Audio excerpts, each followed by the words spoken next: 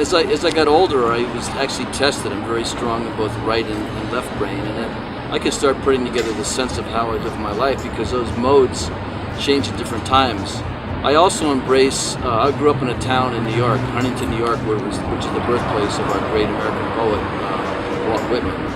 And one of his great poems is Song of Myself, which I really admire, and another one is Song of the Open Road. It will open up as it will. It's not always a planned journey.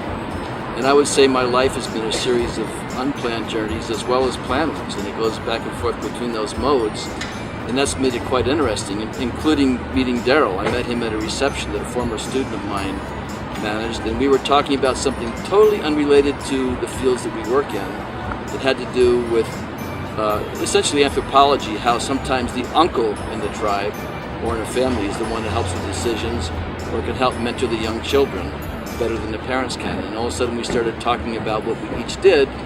It led from there. So I'd say, in retrospect to my whole life, the various careers that I've been in, I'm a PhD scientist / engineer, but also a musician. I've taught in a business school, I've taught in a technological school, and I've worked, I play drums, and I play some guitar, mainly the drums, and I'll show you a few beats later. Okay. But I enjoy that. I enjoy life as a transformer, going from one thing to another, but not just dabbling. I think if you're really going to have the greatest experiences in life, you can't just skim the surface.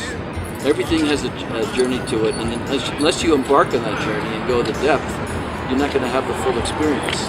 And in that full experience, you have challenges, you have frustrations, you have goals that you've achieved, and it's quite good. So the various things that I've done, I've developed software that's been marketed nationally. I've worked in areas where I was just on the team, other times I've been the leader. I like playing all those various roles and not just doing one thing in life. So the things I'm doing with Daryl now are more than just one thing as well. It's not just the technology of that. You and I spoke last night about how transportation probably impacts more things in life than virtually anything else. There's probably other examples where that's true, but when you look at a lot of things, they may maybe impact just a couple of things, but transportation impacts everything, and so why not take a journey down that road and see how we can improve it and see how we can improve life in all its dimensions through transportation.